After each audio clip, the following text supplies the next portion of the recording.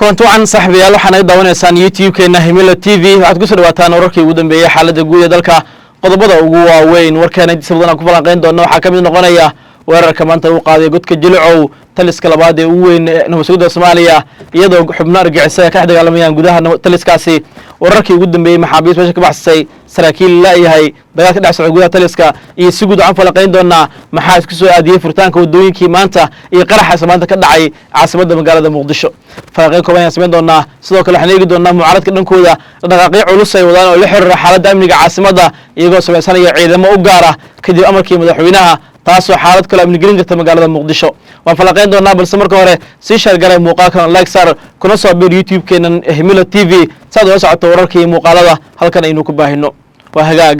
haddii aan ku horeyno dhanka iyo dawladda federaalka Soomaaliya maanta talaabo culus ay qaadaa si yeeshee isbedel weyn ee ku amniga caasimadda Muqdisho kadib markii maanta la weeraray taliskii labaad ee ugu weyn hay'adda nabadgelyada iyo sidoo qaranka Soomaaliya ee nisaa halkaas oo ku xirnay maxbuus badan argagixisa iyo xubno kale oo loo heeso fal la xiriira amniga liddi ku ah taasoo markale muujinayso in amniga caasimadda weli si raboosan ahayn marba haddii la gaarayo xaruntii labaad ee nisaa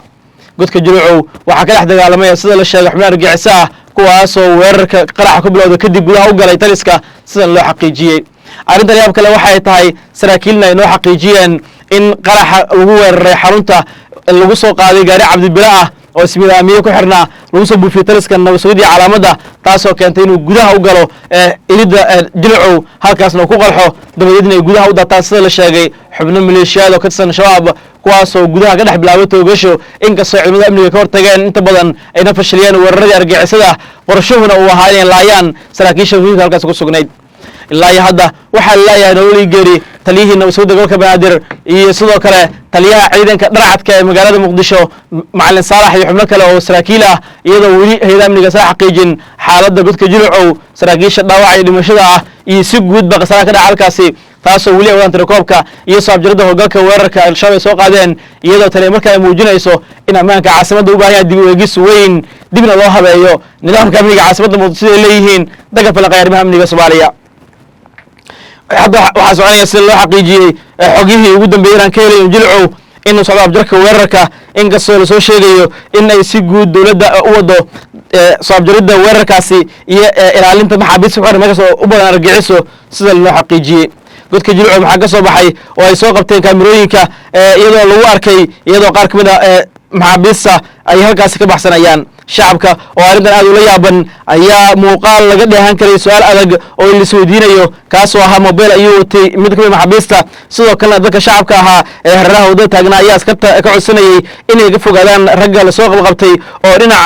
laafiyoonaya askarta qoriga u raaraaco taasoo halis ku amni ah marka loo fiiriyo xubnihii laga soo qabtay banaanka godka Jilcow oo u badnaa kooxo argagixisa ah sida la xaqiijiyay marka la eego muuqaalkaasi shacabka ayaa waxay muujiyeen dareen ah in amnigu weli u baahan yahay dib u eegis weyn sida hadda muuqanaysana gaaris Jilcow ay muujinayso mar kale hubantilaan kale oo siyaasadeed amnigu oo la siyaasadeed iyo sidoo midna ma galo sidoo kale mucaaradnimo ma galo waa xaajo guud oo ay tahay in caqli guud lagu wada ilaaliyo sawirka maanta la helay waxaa ka muuqanaya afar kamid ah raggii saaka qaaday dhagxaantii laga digay oo afartuba ay oo la siyaasadeed ku jiraan si ay isaga xaliyaan ku dhaqaaqay talaabo aan si miir qabto loo eegin taasoo ah furista wadooyinka iyo inay heleen kooxda argagixisada ah meelo fudud oo ay ka soo dhex karaan 52 wado ayaa la xaqiijiyay ilaa hadda la furay kuwaasoo dadka isweydiinayaan maxaa isku soo aadiyay furitaanka wadooyinkaasi iyo qaraxa lagu weeraray xarunta godka Jilcow oo taliska labaad ee ugu weyn hay'adda nabadgelyada Soomaaliya gaariga weerarka geesay wuxuu isku maray 4 wado oo saddex kamid ah yihiin kuwii saaka la furay sida la xaqiijiyay kaasoo aysan joogin wax askar ah sidoo kalena ilaa hadda aysan dawladda xaqiijin xubnaha soo qabtay iyo si guudba weerarkaas ka dhacay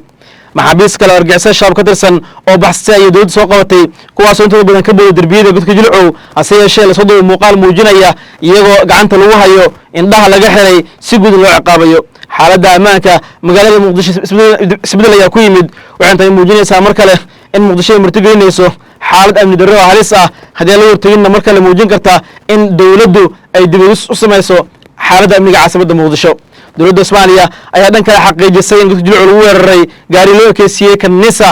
maanta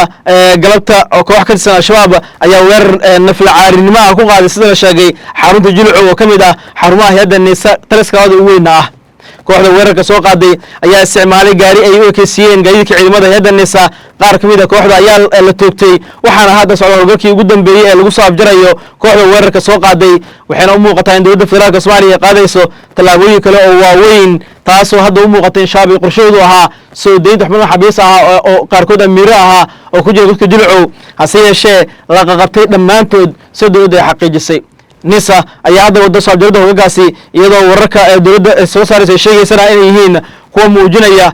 isku dheelitir amni oo weyn ka hortag weerar halis ahaa iyo badbaadinta nafta maxaabiista ku jirta gudaha jilcu taas dowladda sheegtay inay hadda soo afjartay weerarka sida xogaha ay sheegayaanna waxay muujinaysaa dowladdu qorshe ay ku doonayso in dib-u-eegis lagu sameeyo hal gaariguu soo maray jagboontada lagu soo baaray cidda fududeysay dhammaan su'aalahaas waa la isweydiinayaa waxaase jawaabtooda laga sugayaa taliska nisa oo isagoo halkala weeraray welisaan ka hadlin wax warar aan ka soo saarin xaaladda ammaanka ee magaalada muqdisho marka loo eego jilcu oo ku yaala xeyndaab si weyn loo ilaaliyo oo ah xeyndaabka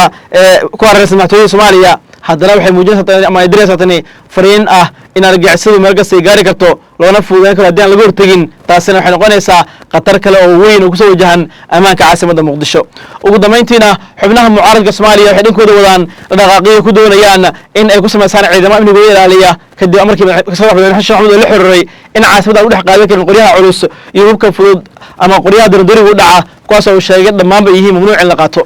hase yeeshee waxaa soo baxaya macluumaad kale oo muujinaya in xubnaha mucaaradka dhankooda ay bilaabeen qorista ciidamo maleeshiya beeleed ah oo iyagu dagaalama sida la sheegay waxaana ay qorsheynayaan in 9 bisha oo banaanbaxa loo aseeyey ay soo bandhigaan awoodda militari ee mucaaradka taasoo halis amni weyn gelin karta ammaanka magaalada muqdisho haddii aan laga horteginna mar kale suuragal ka dhigi karta inuu dhaco iskaalmada u dhexeeya dowladda iyo mucaaradka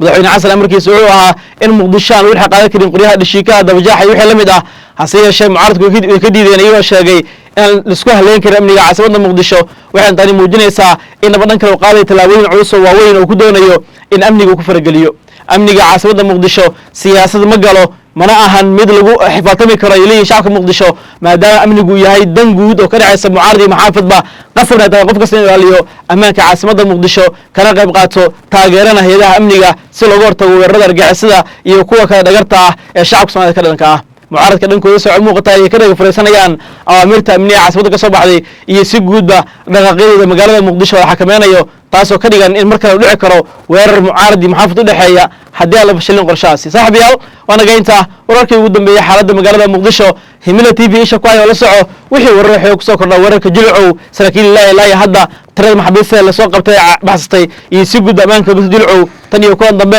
waxaan idinkaga tegaynaa sidaas iyo nabadgelyo